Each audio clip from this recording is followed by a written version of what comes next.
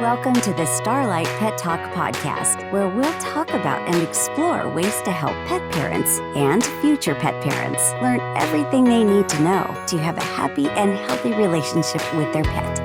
So sit up and stay for Starlight Pet Talk, rescue, adoption, and pet parenting done right. Hello, and welcome to Starlight Pet Talk. I'm your host, Amy Castro, and this week's episode is one that I've been looking forward to since before I even started this podcast. I had volunteered for 10 years at a city animal shelter, and I experienced firsthand the mistakes that people make and also the mistakes that shelter employees and volunteers make when helping people try to find a right fit animal for them.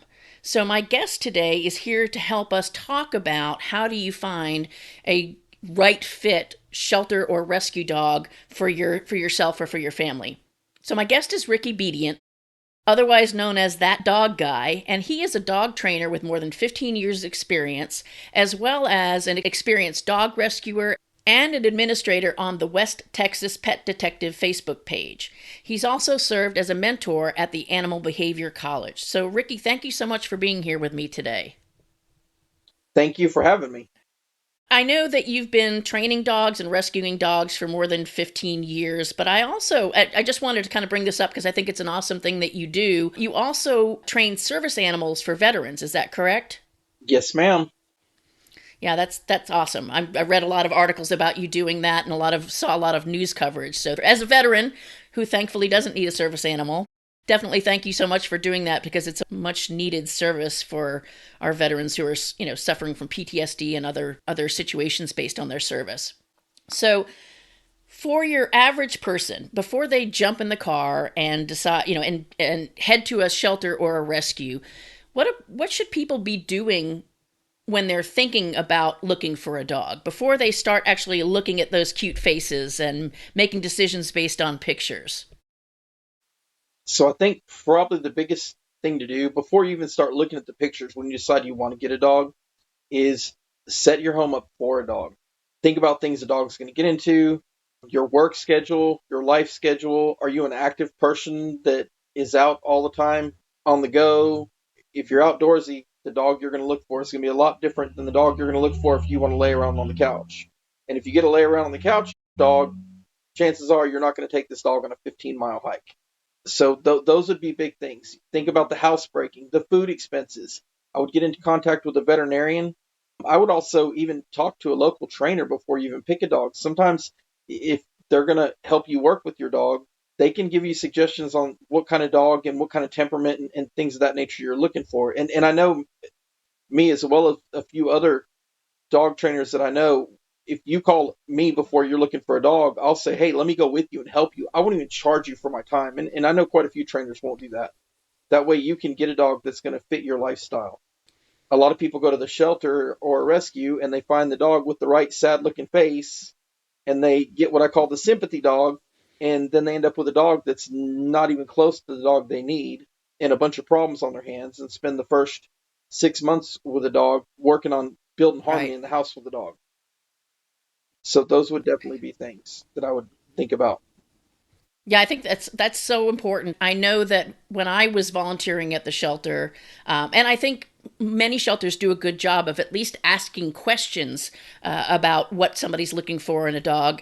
And sometimes people would look at me a little funny, like, "Why are you interrogating me? I just want to look at the dogs." And so I'd say, I'm not trying to nose into your business, but if you give me an idea of what you're looking for in a dog and what your lifestyle is, then when we go back to look at the dogs, I can, based on my experience with the animals here, can at least help point you in the right direction. But I think that's awesome as a trainer that you would be willing, because obviously you're much better able to assess that animal than a layperson would be. And it just, helps, I think it helps set the relationship up for success when you make those good choices up front. And then there's not so much work or fixing of things down the road. Well, and another thing is I've had people contact me where they're like, I had a Jack Russell Terrier for 18 years and it passed away a year ago. And now I just got another one. And I don't remember my dog being this terrible. Well, first off, you're not going to remember the first year or two of that dog when you've had 18 years of good life. But the other thing is, just because it's a Jack Russell Terrier doesn't mean it's going to be the same dog. And another thing is, 18 years ago, you were a lot younger and your lifestyle was a lot different. And so dealing with a high energy dog, it was a whole lot easier than 20 years later.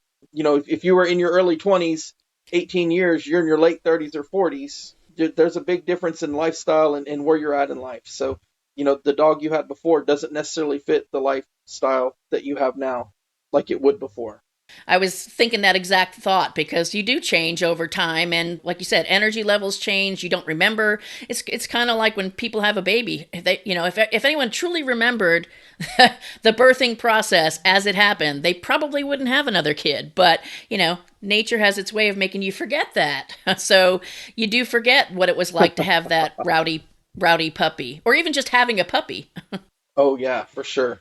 I haven't had a puppy in years, and recently I lost two of my dogs, and I got a puppy. And I always tell people, puppies aren't that bad. And I'm like, holy crap, I'm eating my words now. It took a minute definitely to settle into a lifestyle with a puppy. Most of the dogs I get have been older, and they've already been trained, or not trained. They've just been older, and they're set in their ways a little bit, so they're a little bit easier to deal with. The puppy's definitely a handful. Yeah. So that's another thing that people need to consider. I think we could do a whole episode on whether you should get an adult dog or get a puppy. But I think that for some reason, people tend to lean towards getting a puppy because they want to mold it in their own image or they want to raise it themselves. And I think that's awesome if you've got the time and energy and money to put into properly training and raising that dog. Whereas if you don't have that time and energy, especially the time and energy part, then you'd be better off probably looking for an adult dog that maybe has some of those skills or at least is housebroken, that kind of thing.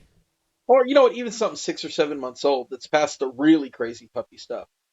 One of my favorite ones, too, is the people that call me up and they're like, we just had a baby and we want a dog to grow up with our baby, so we got a puppy, and you're changing diapers and up all night feeding and changing diapers and cleaning, and hormones are all off, and there's a lot of crazy in the house, and then you want to bring a puppy in.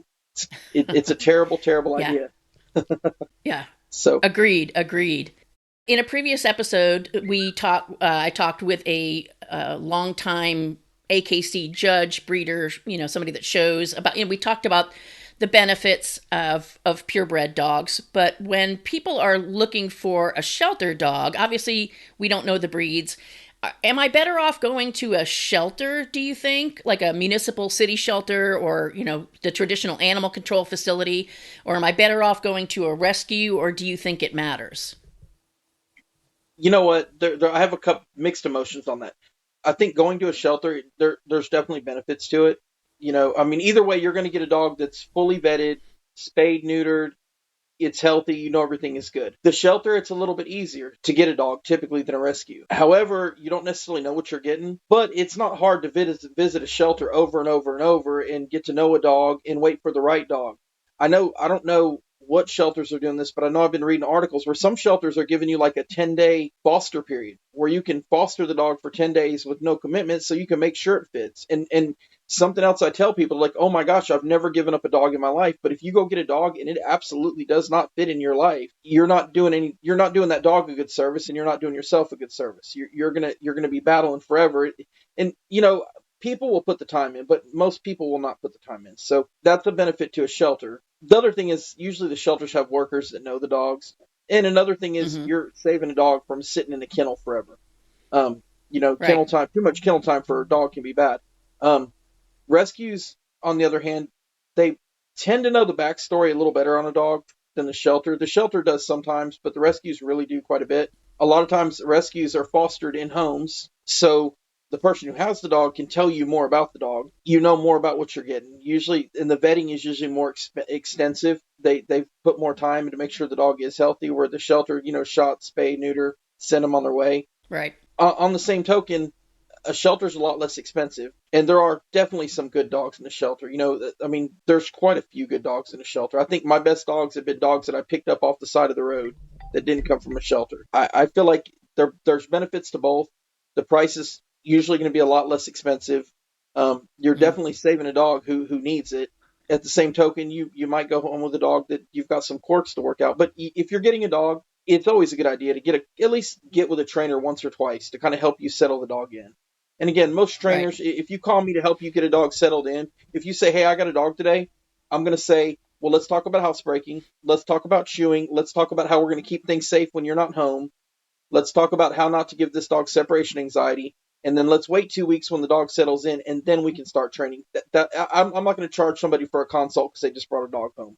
And most Right. trainers won't. They should. They should be willing to give you time to help with that. That's definitely a benefit. But then again, it's kind of neat to know your dog's story and things like that. Again, with the rescues, and the rescues are a little more thorough than the shelters. But on the same token, because they're more thorough, they're going to come to your house. They're going to look at your fence. They're going to want to know your lifestyle, your schedule. They're not necessarily going to let you walk in and say, I want that dog. They're going to probably say this dog is going to fit your life better than the dog you want. It's going to be a Right. better match. Right. Yeah, I think those are excellent points. And I know that for me, another interesting thing I think that comes up is the whole idea. And I've had people say, well, I don't want to adopt from a kill shelter. But in reality, what I always encourage, even in the rescue, if you're looking for a dog and you want to save a life, the shelter is the place to go. And the kill shelter is the place to go because that is the place that, that those animals need you the most. And so start there. And then, as you're continuing to look, if you're not finding something there, then maybe move on to a no-kill shelter and then maybe move on to a rescue. That if you're looking at it from that saving a life perspective. But I think the key point is, go ahead. Oh, I'm sorry, I didn't mean to interrupt. I was also going to say this. There are a lot of rescues now that actually only pull dogs from the shelters. I know in the Midland Odessa area, there's at least 4 rescues that I know of, and they don't really, if you call them and say, I need to find a home for my dog, they won't even take your dog. They go get them from the shelter. So just because they're in the shelter doesn't necessarily mean they're going to die. Right. There are a lot of rescues pulling dogs out of shelters. Right. Or a lot of rescues pulling. I thought I said dogs pulling rescues out of shelters. There's a lot of rescues pulling dogs out of shelters. Yeah, no, you said it right. I think another thing people need to realize when it comes to whether it's looking at a shelter or a rescue dog in person, or we start our search looking online on something like petfinder.com or adoptapet.com, is that those to pay probably more attention to the description of the animal that's put in there, if there's details there, than to focus so much on the breeds. Because, and I think I've said this in previous episodes, 9 times out of 10, that breed information is not going to be accurate because a shelter dog, that comes in as they don't have any idea. And so if I put, and the systems, those online systems kind of force you to pick something. And if you pick mixed breed, which would be the most honest answer, and it's not like people are trying to be dishonest, but, that would be the most accurate answer, is that it's some kind of something. People don't go out searching for mixed breed. They search for Labrador, they search for Poodle, they search for Jack Russell Terrier, whatever it is. And so, the tendency is, if it looks like it might be this, to at least put that in the mix. So, yeah, but realize that, the odds are if you take that dog home and DNA test it, it's probably not at all what you thought. So maybe paying closer attention to the description of the animal and their behavior. And everything that's a mutt in America, everything that's a mutt in America is going to have Chihuahua, some kind of bully breed, and probably some lab in it when you do a DNA. Like, those are the most common, when they do DNAs, those are the ones that come back the most because there's so many of them. For sure. So, and I mean, that's just the thing. The other thing is, I love people that go to the shelter and get a dog, and they'll be like, hey, can you come out and help with our dog? And I'm like, sure, I can help with your dog. And then I go meet their dog, and they're like, yeah, he's 4 months old. This is as big as he's going to get. They told me that at the shelter. Or they'll go even go to a breeder and get a Yorkie, and they're like, yeah, he's a pound-and-a-half puppy, and this is as big as he's going to get. And I'm like, he's 8 weeks old. He hasn't even begun to grow yet. You got a lot of growth left in him. That is another thing. Kind of know that size thing too, for sure, because if they're a puppy, they're going to grow. A safe judgment call, to give you an idea, at about 4.5 to 5, whatever a dog weighs on average, not always, but 4.5 to 5 months old, is usually about half of their full grown weight, give or take. If it's Okay. a 30-pound dog at 4 months old, 4.5, 5 months old, it's probably going to be close to 60 pounds, 65, maybe even 50, something like that. But it's going to be in somewhere in that range. Um, that's Yeah. a pretty safe way to say it.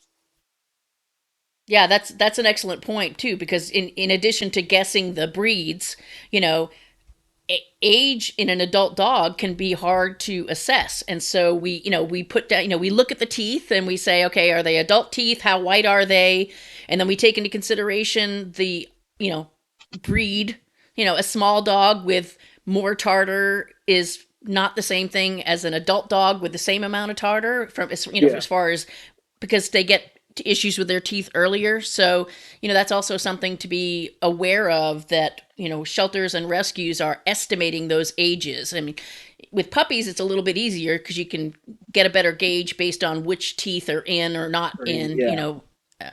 but yeah. And then the other thing is too, the old, people would say this all the time at the shelter. Oh, that puppy's feet are really big. That's going to be a big dog, and that's not necessarily the best way to guesstimate the future size of a puppy. Yeah, that's not always true too. That's So, that's all that bad information I was talking about from the internet, where you can't right, necessarily get honest information. right. Okay, so I have done my due diligence in looking at my lifestyle and what I'm looking for in a dog, and I'm heading to the shelter. And I get there. Um, how do I assess in a shelter visit whether a dog meets my criteria, or is going to be a good fit for me? You know what? That's a very hard thing in the shelter, because a dog is going to act a lot different at the veterinarian's office, at the groomer's office, and in the shelter. The dog you see in the shelter is not necessarily the dog you're going to get. You see the scared, timid dog hiding in the corner, and you bring that dog home, and that dog thrives.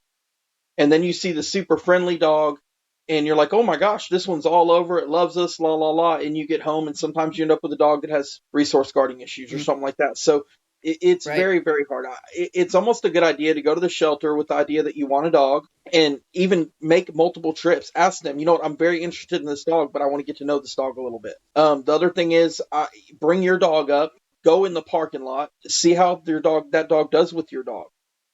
See how the dog is with your kids a little bit in the play yard. You can't really judge a dog in a kennel or a small room. See how the dog does with your kids. You might even bring some snacks up there in your purse so your kids can be eating snacks, so you can see how the dog is going to do. That doesn't mean the dog's going to go after their snacks, but you may have a dog that's going to be a good judge of, hey, this dog is going to be okay with my kids walking around with a snack or a bottle or a soda or something, and not be jumping all over them if they're not trying to do it there. And again, just because they do it doesn't mean they're definitely going to do it at home.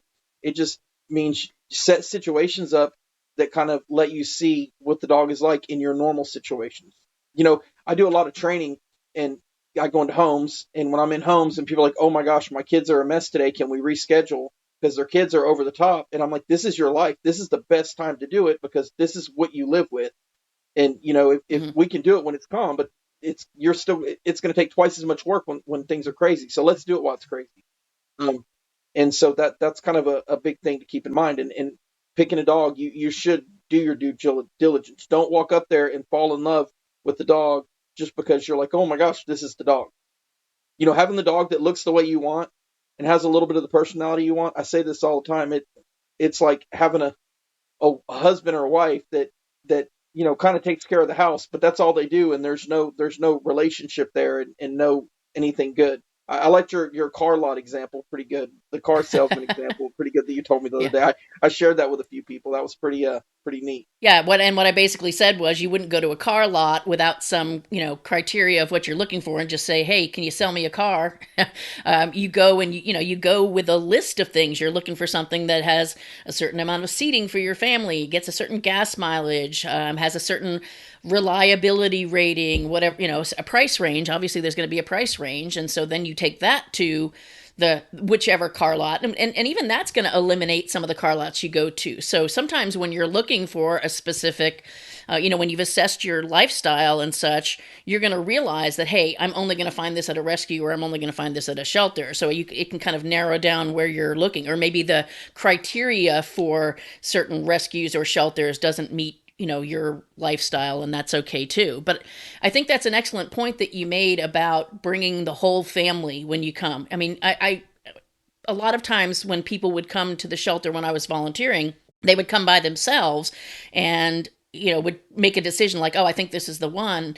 And we would, if they had a dog at home, we actually required them, if they were shopping for a dog, obviously, that we would require them to come back with the dog at least. And, if they mentioned that they had kids or put kids on the application, we'd ask them to do that as well, because you're absolutely right. It is so important that you see how the dog is with everybody, not just you, because it's that can be a very different reaction and relationship as well.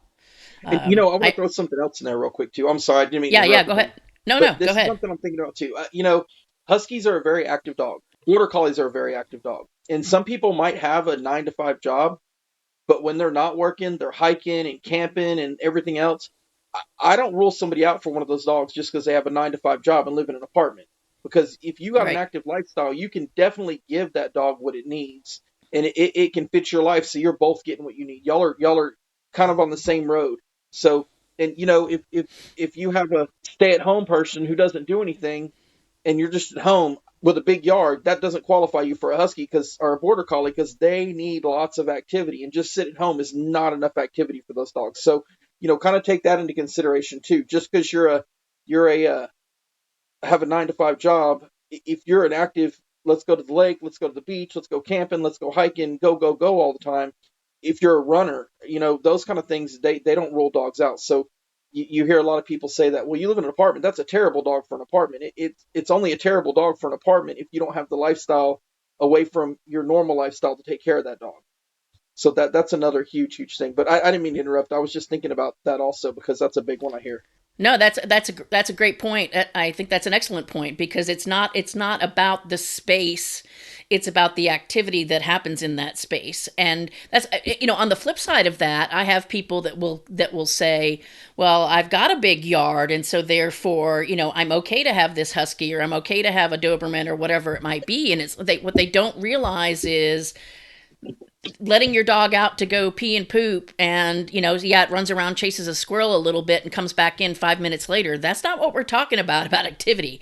These are if you're looking at dogs like that, you're looking at dogs that need miles of walking and or running or whatever it might be. I mean, the only thing that kept us sane when we had a Doberman Pinscher, and I was thinner than I am now, was I had this awesome thing called a walkie dog, which attached to my bicycle.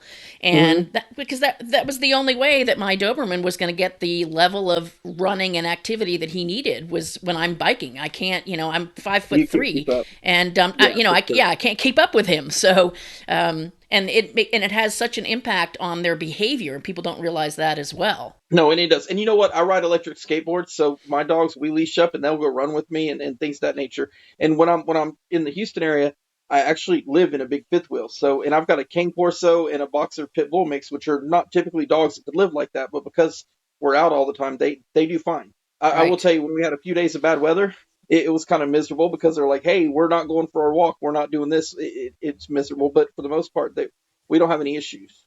It definitely makes a difference, your lifestyle and the dog you pick. For sure.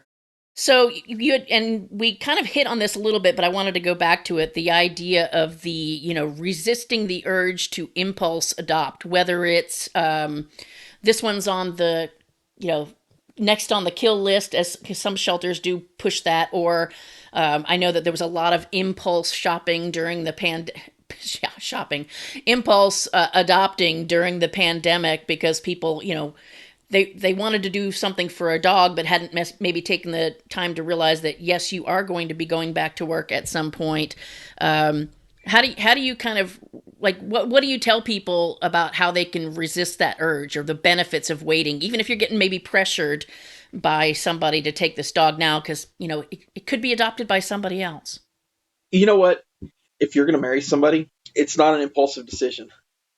You don't just go out and say, yeah, let's get married tomorrow. And I mean, if you do and it works, that's pretty insane. I'm pretty sure that doesn't happen often. You're talking about a long commitment, depending on the age of the dog, anywhere from 5 years to 18 years sometimes. So Right. that's kind of a long commitment to make to go out and impulsively do something. Even a car, if you make a commitment on a car for a 6 year note, you're probably not going to keep the car for 6 years anyway. But when you're talking about a life, that's a whole lot different. The impulsive thing, you just got to really realize how it's going to fit in your life. And you also got to realize it's not going to fit right away. It's going to take some time to make everything come together. Right. Usually people call me up and the first week, the first 3 or 4 days they have the dog, they're like, "This is a perfect dog. It just lays here."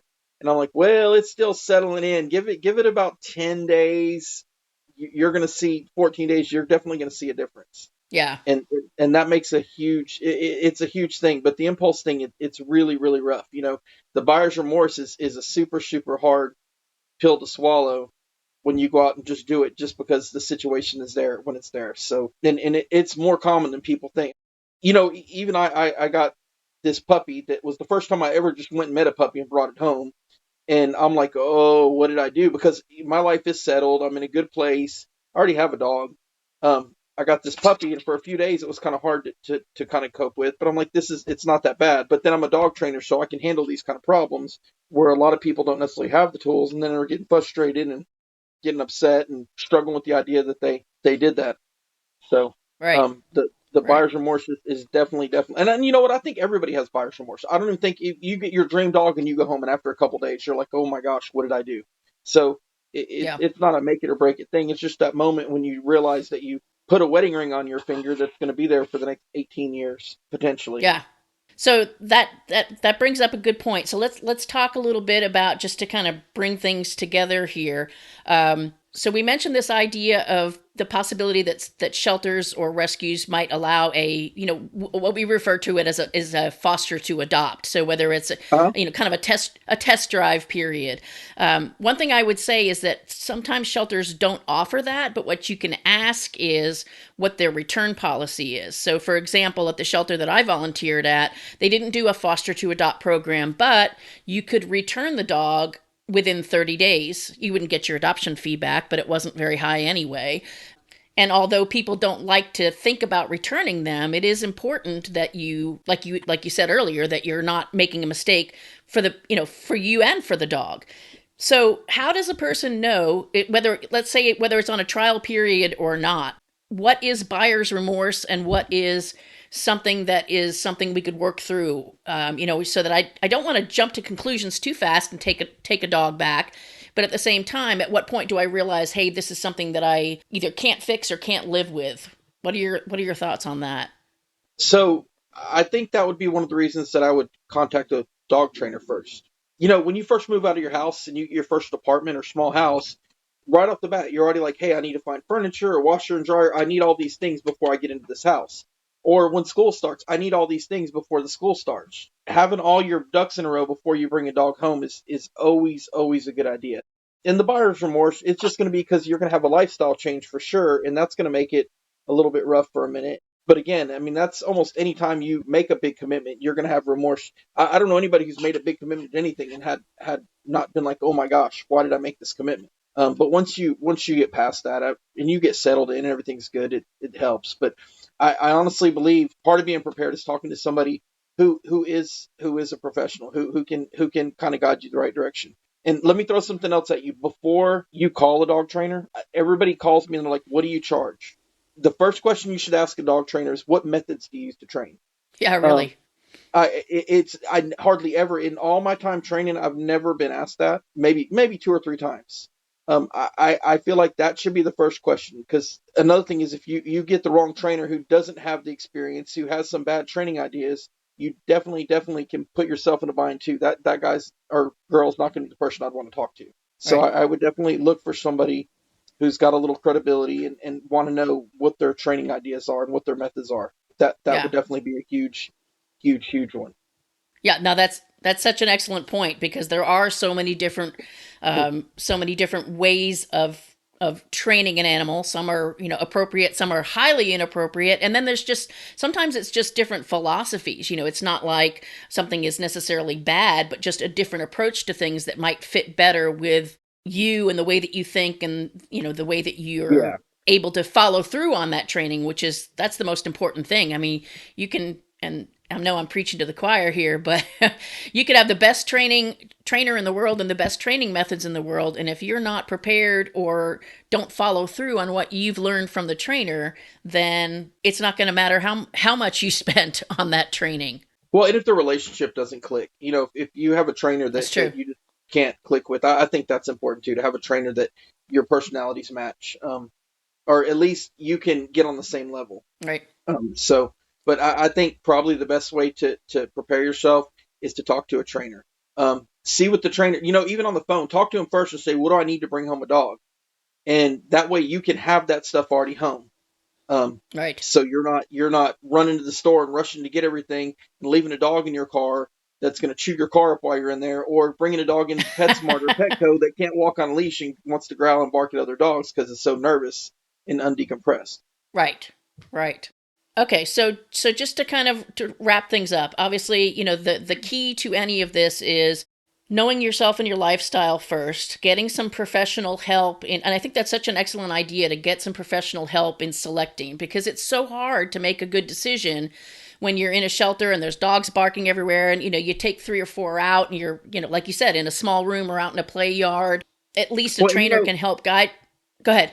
But the other thing is, even getting a trainer to come out and help you a couple of times, and I would definitely suggest having a trainer come to your home, or having you one-on-one with the trainer. I don't know that I would necessarily want to go to a training facility for that part, but having a trainer come to your house twice after you get a dog, there's enough. They can give you enough tools there for success, and you're only talking a couple $100, maybe a little more, $200 or $300, something like that. But $200 or $300 in an 18-year investment, so that you're not struggling. And I tell people all the time, you can spend a couple $100 there, or you can spend $1,000 replacing your couch, right, that they ate up. You know what I'm saying? So just getting a little help, or and worse, set out right. Yeah, or it could be worse for sure. Yeah, the coming home, dog seems great, or you seem great at the shelter. You get at home and you've got food aggression. That's not an easy thing to fix, and sometimes it's not fixable.